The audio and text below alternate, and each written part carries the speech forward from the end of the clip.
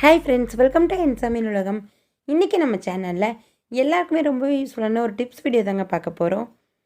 Video ஃபுல்லாக skip பண்ணாமல் பாருங்கள். உங்களுக்கு பிடிச்சிருந்துச்சுன்னா லைக் பண்ணுங்கள்.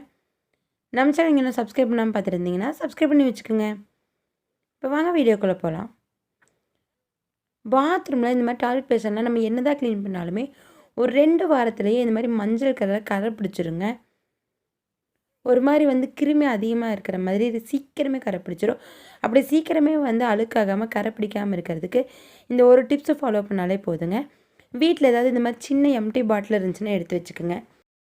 அதில் கம்ஃபர்ட் ஊற்றிக்கலாங்க. எந்த ஸ்மெல் உங்களுக்கு பிடிக்குமோ அந்த இது எடுத்துக்கோங்க.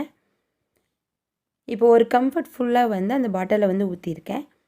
இது கூட கொஞ்சமாக சோடா உப்பு சேர்த்திக்கலாங்க. 1 ஸ்பூன் அளவுக்கு சேர்த்திக்கிங்க. சேர்த்திட்டு கொஞ்சமாக தண்ணி சேர்த்திக்கலாம். சேர்த்து நல்லா குலுக்கி விட்டுருங்க. ஒரு அரை பாட்டில் அளவுக்கு தண்ணி சேர்த்திக்கலாங்க. ஃபுல்லாக இருக்க வேண்டியதில்லை. ஒரு தடவை நல்லா இந்த மாதிரி குலுக்கி விட்டுட்டு ஒரு கிளாஸ் வச்சு அதுக்குள்ளே அந்த பாட்டிலை அப்படியே தலைகளாக திருப்பி வச்சுக்குங்க. அப்போ அந்த பாட்டில் கீழே விழுகாமல் நிற்கும். இப்போ இந்த பேக் சைடில் ஒரு 2-3 ஹோல்ஸ் போட்டுக்கணுங்க. சின்னதாக போட்டால் போதும், ரொம்ப பெருசாக போட வேணாம். ஹீட் பண்ணிக்கிங்க. அந்த கம்பி ஹீட் பண்ணிவிட்டு நீங்கள் அந்த பாட்டிலில் குத்துனீங்க அப்படின்னா ஈஸியாக ஹோல்ஸ் விழுகும். ஒரு 3 பக்கம் மட்டும் சின்னதாக ஹோல்ஸ் போட்டு எடுத்துக்கலாம்.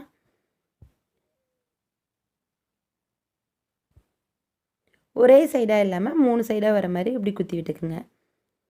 ரொம்ப பெரிய ஹோல்ஸாக போட வேணாங்க. இப்படி திருப்பி பார்த்தீங்கன்னா அப்படி சொட்டு சொட்டாக தண்ணி வரணும். அந்த அளவுக்கு வந்துச்சுன்னா போதும். இப்போ இதை நம்ம எப்படி யூஸ் பண்ண போகிறோம் பாத்ரூமில் அப்படின்னா, எப்போவுமே பாத்ரூம் க்ளீன் பண்ணி முடித்த உடனே ஒரு வாரத்துலேயே பார்த்திங்கன்னா உங்களுக்கு கண்டிப்பாக கரை பிடிக்க ஆரம்பிச்சிருங்க. அதுக்கு என்ன பண்ணலான்னா, க்ளீனிங் பண்ணி முடித்த உடனேயே அந்த மேலே தண்ணி ஃப்ளஷ் பண்ணுற இடம் இருக்குது இல்லைங்களா, தண்ணி நிற்கிற இடம், அந்த இடத்துல இந்த வாட்டர் பாட்டிலை உள்ளே போட்டு விட்டுருங்க. மிதங்கிற மாதிரி போட வேணாங்க. உங்களுக்கு ஒரு சைடாக நிற்கிற மாதிரி போட்டு விடணும். இப்போ நீங்கள் சும்மா இப்படி போட்டிங்க அப்படின்னா அந்த பாட்டில் அந்த வெயிட்டுக்கு மேலே இப்படி மிதந்துட்டு இருக்கும். அப்போ உங்களுக்கு தலையெல்லாம் திரும்பிடுச்சுன்னா அந்த லிக்விட் வெளியே வராது. கொஞ்சம் ஓரமாக இந்த மாதிரி அப்படியே நிற்கிற மாதிரி போட்டு விட்டுருங்க. அப்போ என்ன ஆகுனா, அந்த தண்ணி சொட்டு சொட்டு அந்த பாட்டிலில் இருக்கிற லிக்விட் வெளியே வருங்க. அந்த தண்ணி ஃபுல்லாக கலந்து ஃப்ளஷ் பண்ணும்போது உங்களுக்கு அந்த கம்ஃபர்ட்டோட தண்ணி வரும்போது கரையும் சீக்கிரமாக பிடிக்காது. அந்த கம்ஃபர்ட் ஸ்மெல் ஒரு 1 வீக்குக்கு மேலேயே இருக்குங்க. வாரத்துக்கு ஒரு தடவை கூட இந்த பாட்டிலில் இந்த மாதிரி கம்ஃபர்ட் நீங்கள் ஃபில் பண்ணி உள்ளே போட்டு வச்சுக்கலாம். எப்போவும் பாத்ரூமில் பேட் ஸ்மெல்லே இருக்காதுங்க. அதே மாதிரி கரையும் பிடிக்காது. ஒரு 3 வாரம் 1 மாதத்துக்கே கரை பிடிக்காமல் இருக்குங்க. முக்கியமாக பேட் ஸ்மெல்லே இருக்காதுங்க. பாத்ரூம்குள்ளே கம்ஃபர்ட் ஸ்மெல் தான் இருக்கும். இந்த டிப்ஸ் ட்ரை பண்ணி பாருங்கள் ஃப்ரெண்ட்ஸ். இந்த வீடியோ உங்களுக்கு யூஸ்ஃபுல்லாக இருக்கும்னு நினச்சிங்கன்னா லைக், ஷேர் பண்ணிவிட்டு நம்ம சேனலை சப்ஸ்கிரைப் பண்ணி வச்சுக்கோங்க. தேங்க்யூ.